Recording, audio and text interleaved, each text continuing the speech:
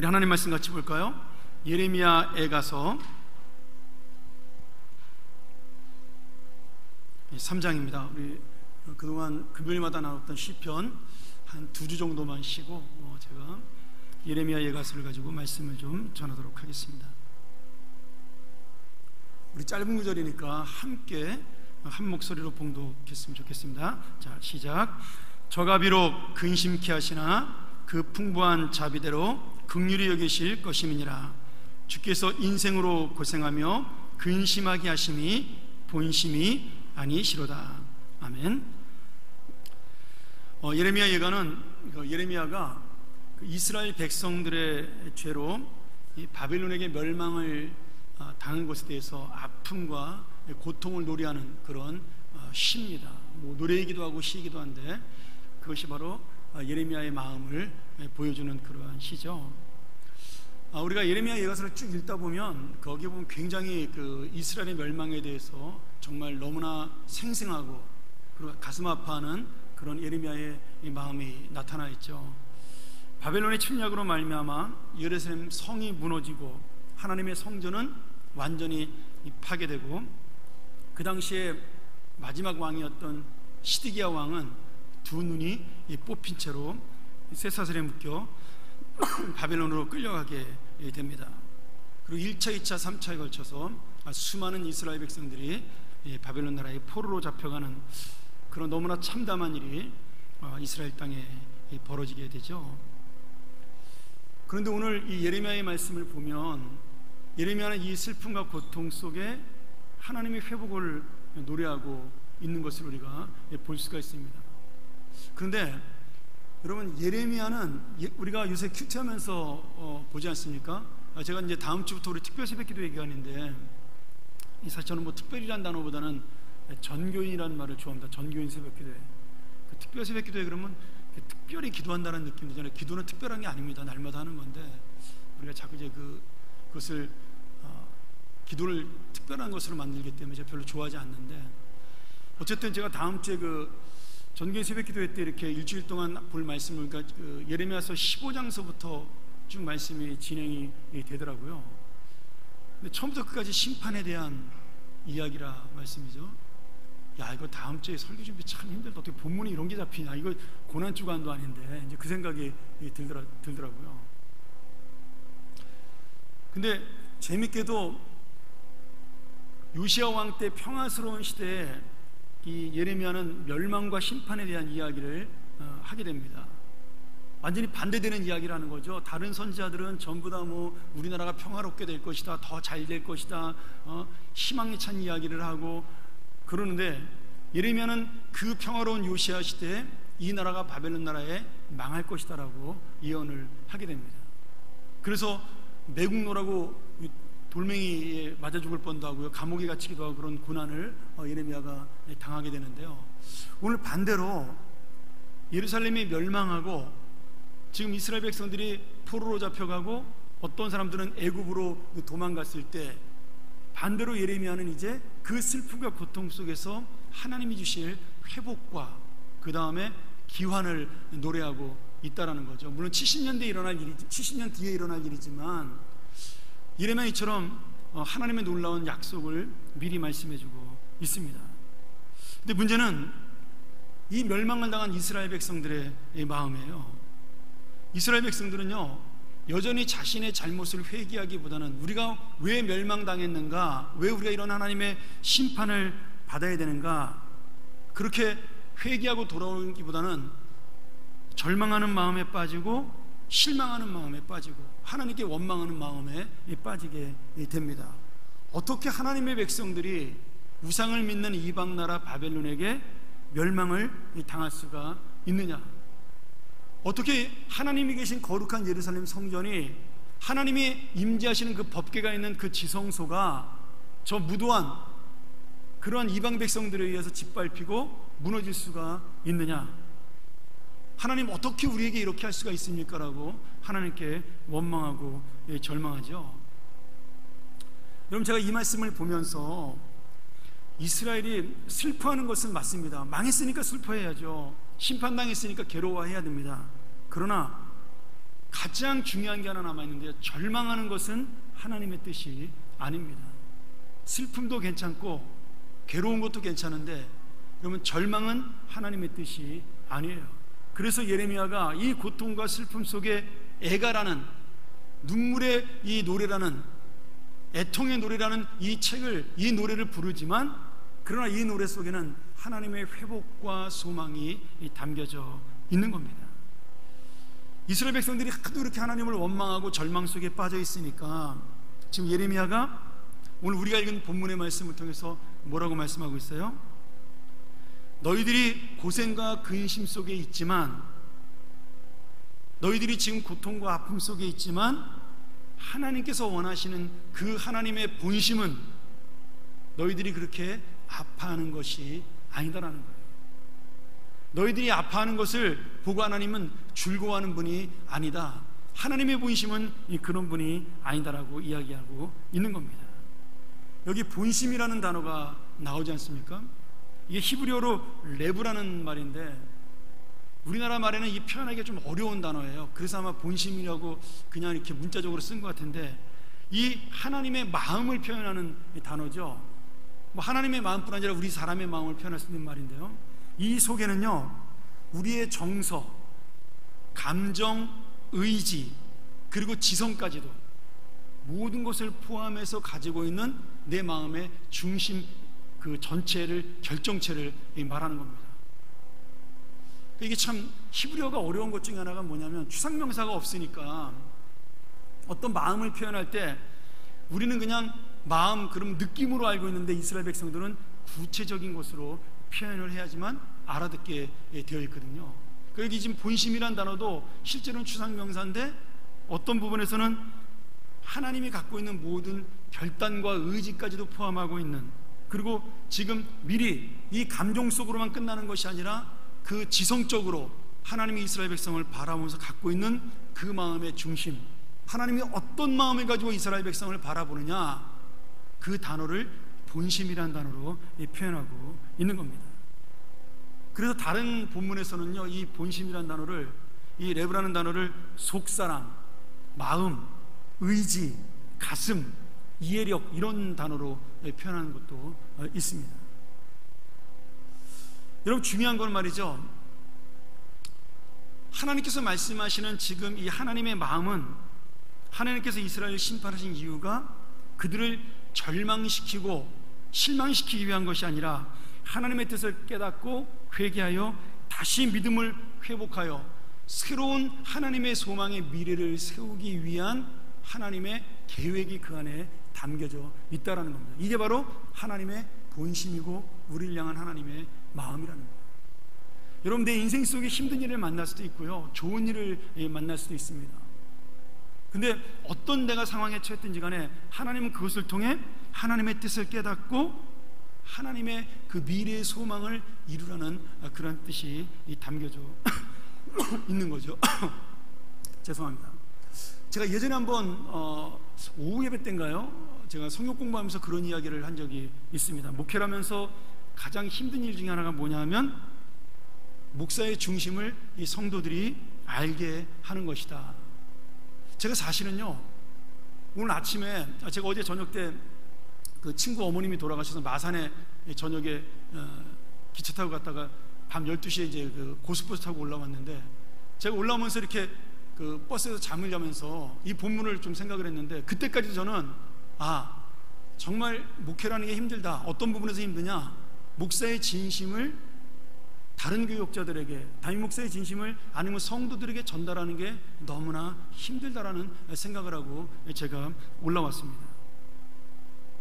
왜냐하면 내가 아무리 진실한 마음과 중심을 가지고 이야기를 해도 받아들인 사람의 마음과 감정에 따라서요, 그것이 잘못, 내 생각이 아닌 다른 것으로 전달되기도 하고요, 아무리 좋은 중심을 가지고 있어도 결과가 나쁘게 나오면 사람들은 실망을 합니다.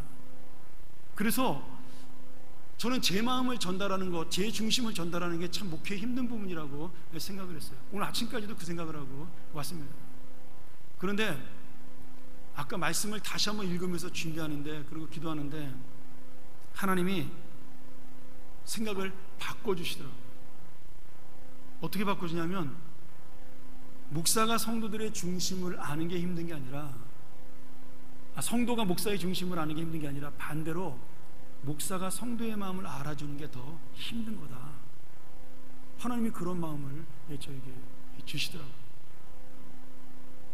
너 혼자 뭐 진실하고, 너 혼자 잘나고, 너 혼자 열심이고, 너 혼자 올바르냐? 아니라는 거죠. 성도들이 더 순수하고, 성도들이 더 올바르고, 성도들이 더 교회를 사랑하고, 성도들이 더 아름다운 모습으로 신앙생활을 하고 있다. 순수하게 주님만 바라보는 그들의 중심을 너는 아냐? 하나님이 그런 마음을 반대로 주시더라고요. 그래서 제가 생각을 바꿨습니다. 하나님 죄송합니다. 제가 어리석었습니다. 우리 교인들이야 정말 목사의 마음을 알아주는 좋은 교인들인데, 실제로 뭐 저희 교인들이 그런 분들이 많죠. 근데 제가 거꾸로 생각을 했습니다. 아마 그동안 목회하면서 뭐 우리 교회뿐 아니라 이제 여러 곳에서 목회를 하면서 계속해서 그런 생각을 했던 거겠죠. 내가 아무리 열심히 진실을 다해도 성도들이 마음에 안 들으면 그때로 끝난다라는 그런 어떤 선입관을 갖고 있었기 때문에 이 말씀을 준비하면서도 그 생각이 들었던 것 같아요. 근데 하나님이 이 말씀을 준비하고 기도하는 건데 그 생각을 완전히 거꾸로 바꿔놓으시더라고요. 어쩌면 네 스스로가 너의 그 고집과 어떤 뭐 교만이라 그래야 되나요? 아니면 공로의식이나 이런 것들에 사로잡혀서 정말 이 교회를 바라보고 아까워하는, 그리고 사랑하는 성도들의 마음, 네가 제일 열심인 것처럼 착각하기 때문에 그 마음을 모르는 거다. 저한테 그 마음이 들더라고요. 여러분, 지금 이 하나님의 마음을요, 누구만 아는 거예요? 성경을 보면 예레미야만 알고 있는 겁니다. 저는 참 예레미야가 그래서 부럽더라고요. 하나님의 마음을 안다.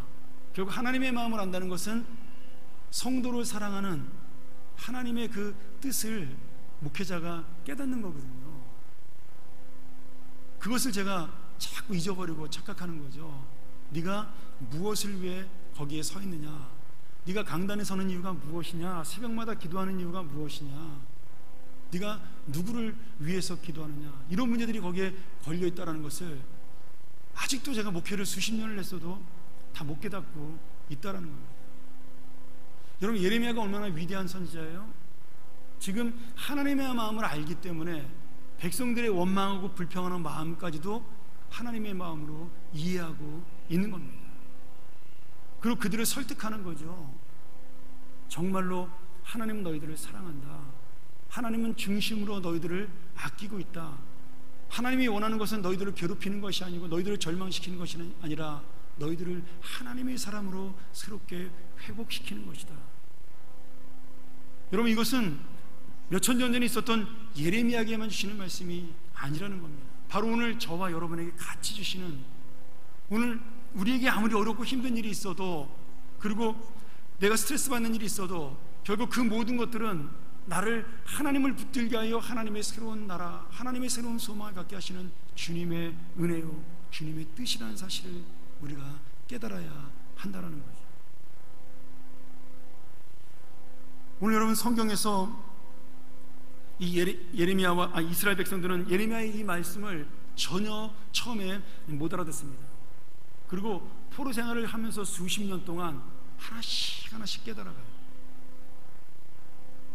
이렇게 예레미야가 눈물을 흘리며 말씀을 전해도요, 깨닫지 못하고 포로 생활 속에서 10년, 20년, 30년이 지나면서 하나님이 우리를 왜 이 길로 인도하셨는가를 점점 깨달아 가게 되는 겁니다. 그리고 70년이 되어서 하나님의 심판이 끝이 나고 돌아오게 되는 거죠. 여러분, 왜 이스라엘 백성들이 하나님의 본심을 몰라주고 실망할까요? 왜 우리가 사람의 본심을 몰라주고 실망할까요? 왜 제가 여러분의 성도들의 본심을 몰라주고 실망할까요? 하나는 나의 죄를, 나의 부족함을, 연약함을 생각하지 않기 때문에. 문제가 나 때문에 일어난 것이 아니라 하나님이 야속하다고 생각을 하는 겁니다. 그래서 그 중심을 이해하지 못하는 거죠. 또 하나는 지금 이스라엘 백성들은 현실에 당장 심판받고 망해버린 그 결과만, 눈에 보이는 결과만 보고 있기 때문입니다. 당장 불에 타는 그 예루살렘 성과 무너진 성전을 바라보면서, 허망한 자신의 현실을 바라보면서 이제는 아무것도 붙들 수 없다는 그 사실이 지금 하나님의 미래와 하나님의 희망, 그리고 이스라엘 백성을 다시 한번 세우시고 회복시키려는 하나님의 중심, 하나님의 그 본심을 깨닫지 못하게 하는 거죠. 오늘 예레미야는 이 말씀 속에서 하나님의 본심이 무엇이라고 말씀하셔요? 우리가 읽지는 않았지만 우리 22절 한번 23절 같이 볼까요? 우리 한번 화면 보시면서 3장 22절, 23절, 24절 같이 한번 읽었으면 좋겠습니다. 시작. 여호와의 자비와 긍휼이 무궁하심으로 우리가 진멸되지 아니함이니이다. 이것이 아침마다 새로우니 주의 성실이 크도소이다. 내 심령에 이르기를 여호와는 나의 기업이시니 그러므로 내가 저를 바라리라 하도다. 여러분, 하나님의 자비와 긍휼은 무궁합니다. 우리를 멸망시키는 것이 하나님의 목적이 아니라는 거예요. 아침마다 날마다 새로운 하나님의 자비가 있고 아침마다 날마다 새로운 주님의 긍휼이 있기 때문에 그 주님의 긍휼하심과 자비하심이 성실하게 신실하게 우리를 붙들어주고 있기 때문에 내가 하나님을 나의 기업으로 바라보고 내가 주님만을 바라본다는 거죠. 제가 사실 오늘 그 본심이라는 단어를 가지고 처음에 은혜 받고 말씀을 전했는데 계속 말씀을 읽다 보니까 이 긍휼이라는 단어가 저한테 많이 와닿았습니다. 우리가 지난번에 헤세드라는 단어, 자비라는 단어는 배웠잖아요. 하나님의 은혜고 사랑이고 인애고 이런 단어, 변하지 않는 하나님의 약속의 단어이다. 그런데 오늘 긍휼은 이 헤세드와 더불어 또 다른 하나님의 마음을 보여주고 있는데요. 이 긍휼이라는 단어가 라함이라는 히브리어예요. 근데 이게 참 재밌는 뜻을 가지고 있습니다. 이게 태아를 품고 있는 어머니의 뱃속, 어머니의 그 태아를 품고 있는 자궁을 가리키는 말입니다. 그래서 성경 다른 보면은 이것을 내장이라는 말로 표현하기도 하고 있고요, 연민과 애정이라는 말로도 이것을 바꿔서 번역해 놓기도 한 거예요. 여러분 한번 생각해 보세요. 태아가, 아직 세상에 태어나지 않은 아이가 엄마 뱃속에 있을 때 어떤 생각을 할까요? 태아가 생각을 할 수 있나요? 저는 기억이 안 나네요. 어머니 뱃속에서 무슨 생각을 했는지. 근데 만약에 어머니 뱃속에 있는 태아가 어떤 생각을 할 수 있다 그러면 이 태아는 어떤 생각을 할까요? 엄마 뱃속에서 그 양수 속에 이렇게 가만히 누워서 헤엄을 치고 있으면서 그 양수기가 있는 어머니 뱃속이 어떻게 생겼어요? 아무것도 보이지 않는 깜깜한 그냥 물속인 겁니다. 그렇죠? 어쩌면 요나가 물고기 뱃속에 빠졌을 때랑 그 똑같은 그런 모습 아닐까요? 오히려 더 캄캄할 수도 있는 거죠. 지금 이 태아가 생각할 수 있다면 내 미래가 어떻게 될지 알 수 없는 깜깜한 곳입니다. 아무것도 할 수 없는 그곳에서 태아는 오직 어머니의 그 탯줄로부터 이어오는 양수의 은혜만 공급받고 살아야 하는 거죠. 태아가 볼 때 자기의 미래는 어떻게 될지 모르는 겁니다. 여러분, 지금 어떻게 할 수 없는, 아무것도 할 수 없는 이 태아의 입장에서 볼 때 태아는 무엇만 바라보는 거예요? 어머니의 돌봄과 어머니의 사랑만 의지하고 그 어머니 뱃속에 지금 납작 붙어 있는 겁니다.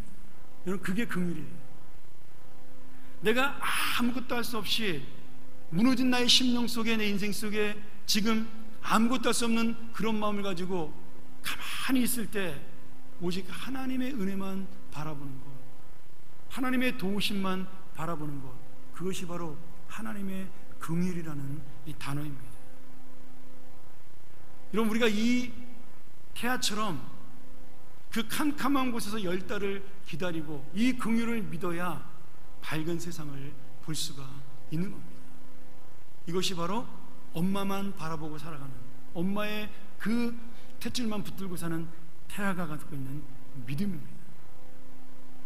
오늘 하나님께서 오늘 우리에게 그 믿음을 요청하고 계시는 거예요.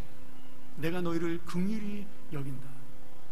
너희는 아무것도 할 수 없는 무능한 태아처럼 나의 뱃속에서 나의 은혜만을 바라보는 갓난아이와 같은 그러한 상황이지만, 그러나 내가 너를 엄마처럼 돌보고 있다. 그리고 때가 되면 그 캄캄한 어둠 같은 곳을 지나 내가 너를 이 세상의 밝은 곳으로 내어 놓을 것이다. 이것이 바로 오늘 예레미야를 통해서 보여주는 하나님의 자비와 긍휼입니다. 여러분, 근데 이게 몇 년 뒤에요? 70년 뒤에 일어날 일이라는 겁니다. 70년. 어떤 사람은 태어나서 한 번도 그 자비를 현실 속에서 맛보지 못하고 죽을 수도 있는 그러한 세월이죠. 그렇다고 해서 하나님의 은혜가 바뀌거나 하나님의 은혜가 변하지는 않습니다. 오늘 여러분, 우리의 인생도 마찬가지죠. 지금 나의 흔들리는 어지러운 인생, 나 혼자 설 수 없는 고통스러운 그 인생, 그 자체가 하나님의 뜻이 아니라 그 인생 속에서 나를 다시 세우시기 위한 하나님의 훈련 방법과 기간이 바로 오늘 우리에게 주는 이 오늘이라는 현실이며 아픔이라는 현실입니다. 사랑하는 여러분, 오늘 예레미야가 말하는 하나님의 본심의 결론은 뭐예요? 결국 하나님의 사랑과 긍휼과 은혜입니다. 그리고 우리를 돌보시는 그 하나님의 사랑과 긍휼과 은혜를 우리가 붙들 때, 우리를 아파하시면서 내가 고통당할 때 나보다 더 아파하시며 나를 붙드시는 그 하나님의 마음을 깨닫고, 하나님의 그 중심, 그 본심을 깨닫고 오직 하나님만 붙들 때 하나님은 우리를 위하여 미래를 준비하시는 겁니다. 그런데 우리가 믿음이 없어서 이스라엘 백성처럼 이걸 깨닫지 못하면요, 하나님은 더 아프겠죠. 조금만 기다리면 되는데, 조금만 더 눈물을 흘리면 되는데 그걸 못 참는구나. 여러분, 엄마 뱃속에서 태아가 이렇게 막 발로 뻥뻥 차잖아요, 엄마 배를요. 근데 가끔 저는 이게 혹시 나오고 싶어가지고 얘가 못 참고 그러는 거 아닌가, 뭐 이제 태아가 운동하는 걸 수도 있겠지만 그런 생각도 예전에 저희 아이들 가졌을 때 해본 적이 있습니다. 한쪽으로 막 부스부스 튀어나오잖아요. 애들이 주먹질을 하는지 발개질을 하는지 모르지만.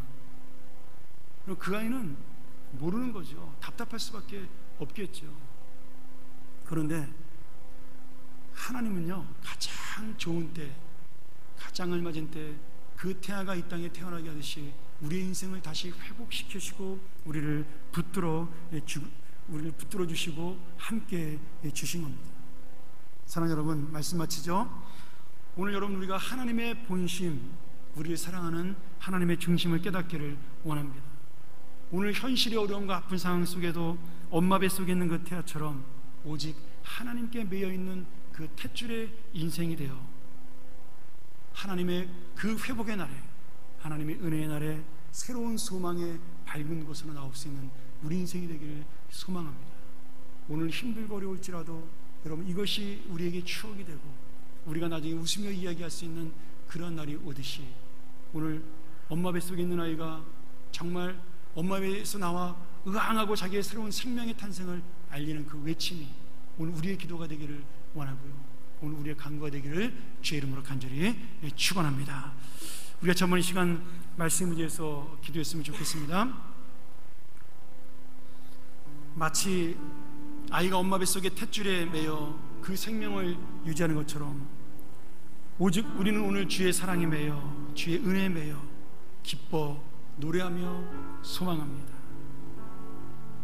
내가 볼 때 지금 이 땅 살아가는 이 현실이 슬픔과 고통과 눈물의 땅이지만 우리가 하나님의 미래를 바라보고 하나님의 소망을 바라볼 때 이 땅은 언젠가 우리에게 소망의 언덕이 되고 기쁨의 땅이 될 줄로 믿습니다. 내가 주님의 그 놀라우신 임재를 기다리며 그의 은혜 안에 갇혀 설 때 오늘 다시 한번 우리에게 임하시는 하나님의 은혜를 만날 줄 믿습니다. 우리 한번 같이 이 시간 말씀 의지해서 통성으로 주님 앞에 기도합니다. 자비하신